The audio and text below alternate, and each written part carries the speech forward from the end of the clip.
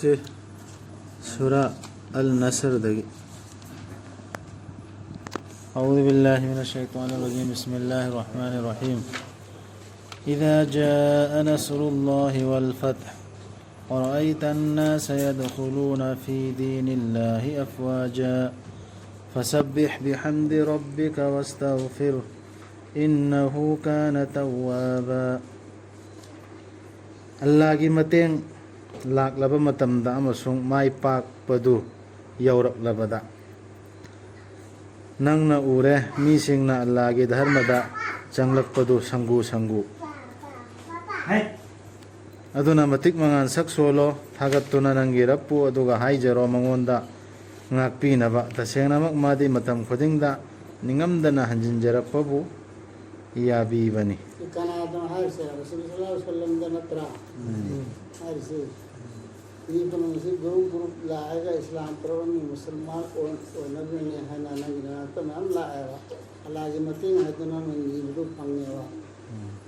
awaba kongai khan sibo mayam do mating sibu kaidomai lakada mograna awaba nangsiba landa karida lagi mata rasulullah nabi fawa laur ehaju alagi mating sibu kaidomai lakada mograna sabar ngamtadna taw pai wari yaw horantu kuranda adu gidu mayam sene se do adu lakna adu gidu au khidana nangsi nakan khudimati arab matab arab ki mapandale bumi sinsu ईमान पर गुरु गुरु ला है मरु है ना अरब की दरी थारे से रसूल से ना अरब की मिशन पूरे अरब मकाल थारे जो अरब मसाफर मक्से सिसिमाओं दे इस्लाम पर उन दे जनता अरे इस्लाम से चुम्मे है बेगी गवाही थी वो मैं हम गुरु गुरु ला है वा अदुन मरम और गाना होना तवरो फल शिकारी ना दे सुमना इस्लाम से मुकुल खाना ना संतो पुसी लोए रबी ना मिशन की इस्लाम दा चंगे गुरु गुरु माय मागी गुरु थारे का वो उन्नो ला अवनी ना अल्लाह दन तस्बीह तहलील तउदन लेरो अल्लाह की मते मु थातन लेरो तस्बीह तहलील है तस्बीह देखो लिख चल इसी तस्बीह को तस्बीह अजना ते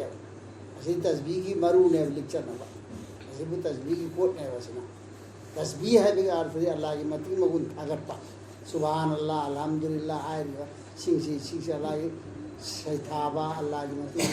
सब से शिव करी को तस्बीह को अल्लाह की मते मगुन शख्स होने लेरो ना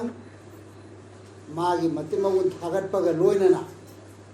अदुगा नंगी सोइखि ngamखिबा मयामदो मादुदु कोपियो हाइना इमोंदा नीजेदन लेरोना होजि नंग सोइदे ngamजे करायसु खलुनो सोइंगा मयाम लेरंगनि सिनेबना बिदायसि इनहु कान तवाबा मादि नंगना हाइजबदो लौबि बंबा मपुनिना नबी द हायरा सि आयसे हाय सिनेबा अद्रा अदु सिदा इखोइना करिनो बोता लौलोसु ओनगी मीना कयाम होदला कदो मीना लौदुर कोता करिनो सिनेनो सुमना अल्लाह की मतेंग लादी अल्लाह की मते मगुल हेना थागर वायदी अस आइना तौरबन थबक्सी ओयरबनी कोलमनी हेना खलुनो अल्लाह ना पंगल पीबदगी तो इन थबक्की मुसे मोद कामयाब होरे बमाय पारिदा इस्लाम की थबक तो होरो दुनिया की थबक तो होरो फब थबक मियाम जो मासु माय पगादी इंगत के चाव थोकदम नते अदो दम थबक्सी अल्लाह की हमद सना तो लेदम आइना तौबनी अदो होरे इमिग्रान खलुनो अल्लाह ना वहलपदे अल्लाह ना पंगल पीबदगी होरे नातने कलगा नंसे अल्लाह की मति मुन सोंदो लयु नमाज रोजा सोना लयरो है रसूल सल्लल्लाहु अलैहि वसल्लम की वफात और रमदा की आयत में से ऐसे रसूल सल्लल्लाहु अलैहि वसल्लम की वफात और रमदा की आयत में अब यौम अकमलतु दुनबु लो भी आयत तारे ने अब लो रमदा ने बसी जाना सब तार के इस्लाम से को लो रमतुम दे नाय पामतुम दे इस्लाम ना मदीना से इस्लामी सल्तनत अमा सरकार अमा पालन में असंगिसना अल समद अल मसद है बा मसद ऐसे गरिमा सूरा ऐसे सूरा अल लहब है न सुखंगने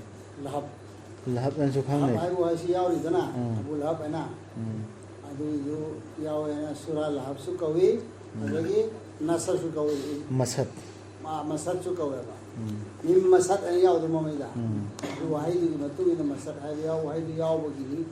ꯁꯤ ꯁꯨꯔꯥꯁꯤꯅ ꯃꯁꯛ ꯀꯧ ꯆꯦꯞꯇꯔꯁꯤꯅ ꯃꯁꯛ ꯀꯧꯔꯤꯁꯦ ꯑꯗꯨꯅꯦ ꯃꯥꯡꯂꯁꯅꯨ ꯑꯕꯤ ꯂꯍꯕꯀꯤ ꯃꯈꯨꯠ ꯑꯅꯤ ꯃꯥꯡꯂꯕꯅꯤ ꯃꯥꯗꯤ ꯑꯕꯤ ꯂꯍab ꯍꯥꯏꯕꯁꯤ ꯔꯁꯨꯜꯒꯤ ꯃꯄꯜ ꯑब्ꯗꯨꯜ ꯎꯖꯥꯒꯤ ꯃꯤꯌꯥꯝꯅ ꯀꯧꯅꯕ ꯃꯤꯡꯅꯤ ꯈꯨꯠ ꯃꯥꯡꯕ ꯈꯨꯠ ꯇꯦꯛꯄ ꯍꯥꯏꯕꯁꯦ ꯃꯃꯤꯡꯗꯤ ꯑब्ꯗꯨꯜ ꯎꯖꯥ ꯇꯥꯔꯕ ꯗꯁꯥ ꯇꯥꯔꯕ ꯅꯠꯇ꯭ꯔꯒꯅ ꯀꯔꯤꯒꯨꯝꯕ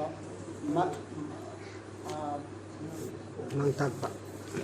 ꯇꯨꯝ ꯇꯥꯛꯑꯕ ꯀꯔꯤꯝꯇ ꯃꯥꯅ ꯊꯕꯛ ꯈꯨꯗꯤꯡꯃꯛꯁꯤ ꯂꯣꯏꯅ ꯐꯦꯜ ꯑꯣꯏꯔꯛꯑꯕ ꯑꯗꯨꯒꯤ ꯃꯇꯨꯡꯗ ꯈꯨꯠ ꯇꯠꯄ ꯍꯥꯏꯕ ꯋꯥꯍꯩꯁꯤ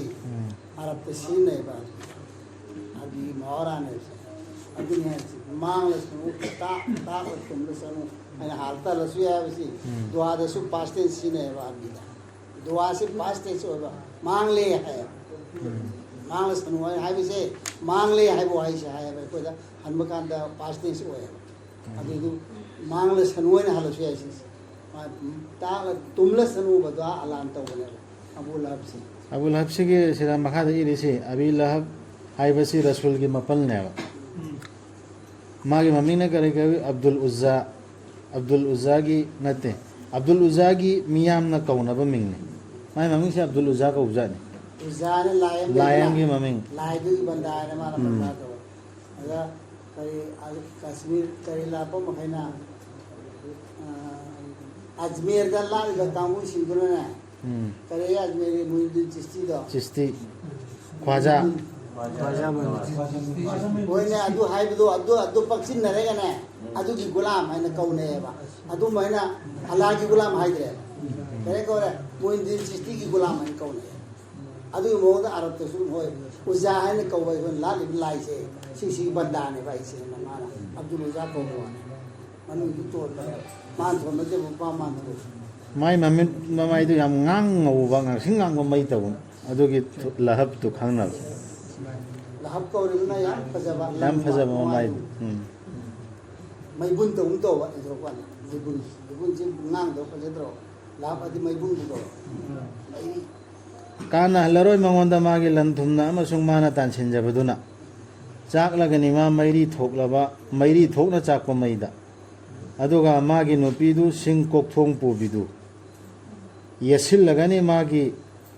ꯃꯉꯛꯇ ꯈꯖꯨꯔ ꯃꯁꯤꯡꯒꯤ ꯊꯧꯔꯤꯅ ꯗꯨꯅꯤꯌꯥꯗ ꯃꯩꯔꯤ ꯑꯣꯏꯅ ꯉꯥꯝꯂꯛꯇꯅ ꯑꯥꯈꯤꯔꯠꯇꯁꯨ ꯃꯥꯒꯤ ꯃꯃꯥꯏꯁꯦ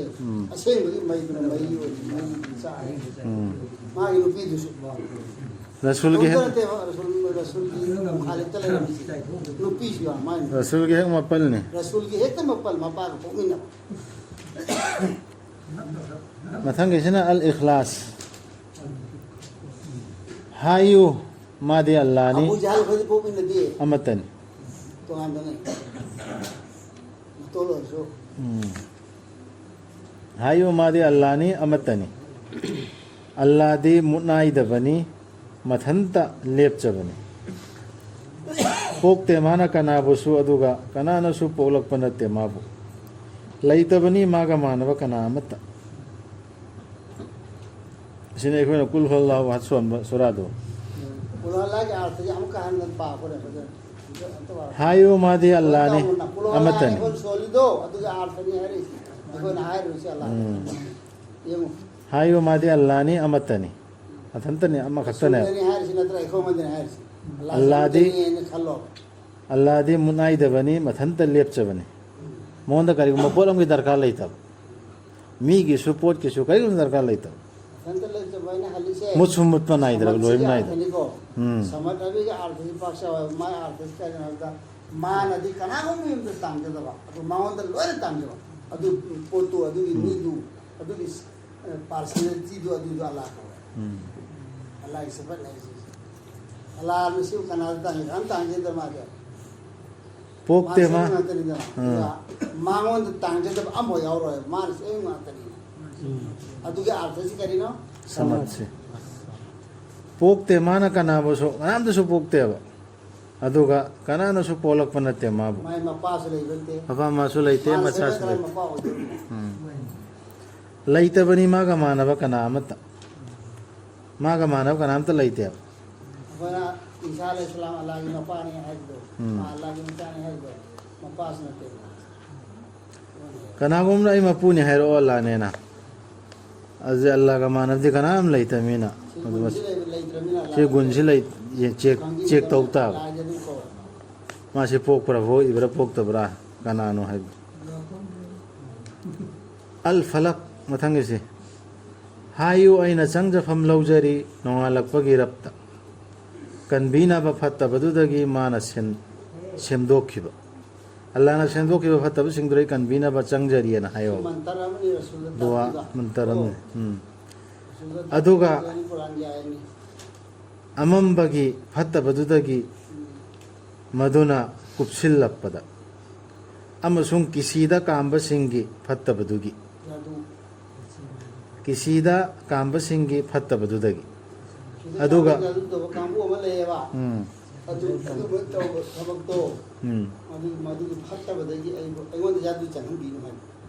ꯁꯤꯕ ꯑꯐꯕ ꯗꯨꯋꯥꯅꯤꯀꯣ ꯑꯗꯨꯒ ꯀꯜꯂꯛꯄ ꯃꯤꯒꯤ ꯐꯠꯇꯕꯗꯨꯗꯒꯤ ꯃꯥꯅ ꯀꯜꯂꯛꯄꯒꯤ ꯊꯕꯛ ꯇꯧꯔꯛꯂꯕ ꯃꯇꯝꯗ ꯀꯜꯂꯛꯄꯒꯤ ꯊꯕꯛꯇꯨ ꯇꯧꯗ꯭ꯔꯤ ꯐꯥꯎꯗꯤ ꯀꯜꯂꯛꯇꯗꯨꯃ ꯂꯩꯗꯤ ꯃꯥꯅ ꯍꯦꯟꯅ ꯆꯪꯉꯦꯕ ꯑꯩꯉꯣꯟꯗ ꯋꯥꯕ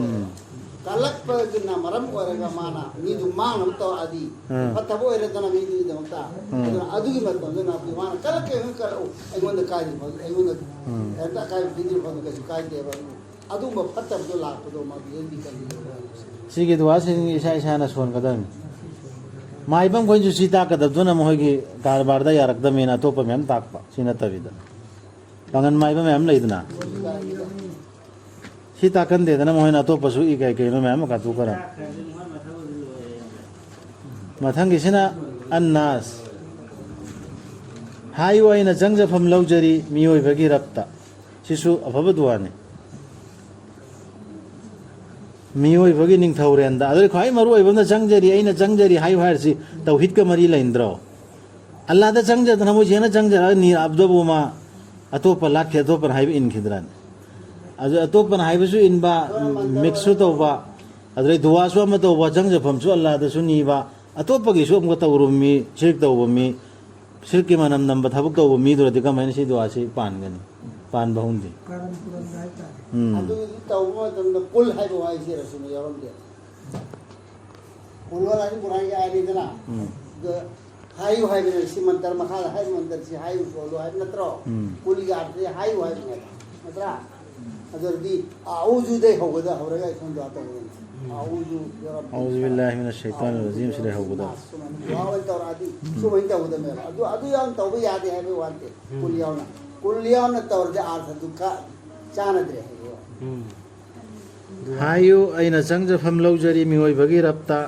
mioi ningthaurenda मियोई बगी इलाह दा इलाह सिला क्या अर्थ नहीं थोड़े इलाह इलाह सोइबा निखौ सोइबा अदगी रब सोइबा योगी थाबी सोइबा अदगी इलाह हम सोइबा लाने ऐसी माक सोइबा इलाह या ला पर मत चाव म पुदो ते त करी नो कनानो थिनो कन कय त खंग मंगम त को इलाह को दुला अल्लाह इलाह है से Allah sih ila Allah ki masak ko khang bo na ba khang da ba ko ni to dai du khang da ba saku da ba ni sai da mar yaw itana hoi kai da na no ta adu du Allah bune ba adu ki mafudo adu su oe ma ila oe adegi rab su oe na ho yo pi thak pi ne ba ma sansa pura ko yo pi thak pi si ma na adu bani so do madu ki माधुरी मनाता कोया खादा चिंसिन जरी है आउजु के आते कन्वीना बा फत्ता बदुदगी फत्ता बा कामसिल करी की सेंजिली बा कामसिल लमलगा तुम हंदोखि बा महाक तुदगी हाय फत्ता बसरी कन्वीना फम्मो मिना वसो सादु कन्वीना बा फत्ता बदुदगी फत्ता बा कामसिल लमलगा तुम हंदोखि बा महाक तुदगी शैतान और सुमी और सु महाक अदु माना फत्तबा कामसिल्लेबा मियोइबगी थबाक सिंगदा जिंदगी ओइरसु मीदगी ओइरसु शैतान ओइरसु मी ओइरसु जिंदगी ओइरसु मीदगी ओइरसु अनिसी शैतान नि अनिमक शैतान मी हायरबा जिन शैतान ओइरो मी शैतान ओइरो मान हाय दिन गाय खोबता खोबी मान हायरबा वा दुदी अपबा मान गतबा मान हम जिंदगी अर्थ है थबाक त काम जिंदगी अपमान बा अदु हाय नन तो दु सोय ने अदु तो मी सुमन तो ने न मान फत्तबा कोन ताकेला अदु नि काम जिंदगी अदुगी फत्तब सिंदो मागदगी शैतान काम जिस तो आया मीन काम जिस तो आया अदु फत्तब दे अदु कर अदु मिनल जिन्नति वन्नास है इकोन शैतान तो ताइने मी देसु शैतान को बोले शैतान मी दसु जिन दसु अनि मतलब काम जिन भाई तो थाउजिन बदुरे वसवसा थाजिन बा वसवसा ने कोई चमचम होता है वसवसा आदम अलैहिस्सलाम द जिन इब्लिस न नत्र थाजिन खिरदु आदा नंग चाग द मेना फिसा खिरदु जाओ दरिन यारो यारोय द मेना अद मैंने कम जिन ब मी दसु लैनी लैरी मिदना काम जिन मी सूरा फातिहा दे हौ थरम बसे काम जिन बोल फतह अल फातिहा أعوذ بالله من الشيطان الرجيم بسم الله الرحمن الرحيم رب اشرح لي صدري ويسر لي أمري واحلل عقدة من لساني يفقهوا قولي رب زدني علما رب زدني علما سبحانك لا علم لنا إلا ما علمتنا إنك أنت العليم الحكيم الحمد لله رب العالمين الرحمن الرحيم مالك يوم الدين إياك نعبد وإياك نستعين اهدنا الصراط المستقيم صراط الذين أنعمت عليهم غير المغضوب عليهم ولا الضالين آمين फिर नमाज का मोहम्मद सोले में दुआ दो दुने बसी अल्लाह ताकि वो दुआ दुने वा सिगी दुआ सिगी आकसी मुन्नत ताओ करी हायर भी मोइना अलम दु हायर भी से अल्लाह दे हायर दो अदु खंगौ मुन्नत ताओ बिस्मिल्लाहिर रहमानिर रहीम हायर सिगे अर्थसी अल्लाह की मिंगदा थौजाल हैबा कनबी हैबा यान कनबी हैबा थौजाल हैबा मपान नाय दन थौजाल अल्लाह की मिंगदा हौदोरी अदु की मिंग अल्लाह दो अदु की मिंग दु लोना हौजरी आई हाय फरो तो मत भी दुआ तो दो अल्हम्दुलिल्लाहि रब्बिल आलमीन हर सिना थागत लिबा पुमनमक अल्लाह बुनी ताइबम पुमनमक की रब एक थागत पाहाइबा पुमनमक से अल्लाह खक्किने ताइबम पुमनमक को जोपी थाकपी रब तो अर्रहमान अर्रहमानिर रहीम थौजाल हैबा कनबी हैबा हुजुकी रब तो की अल्लाह दो की ताइम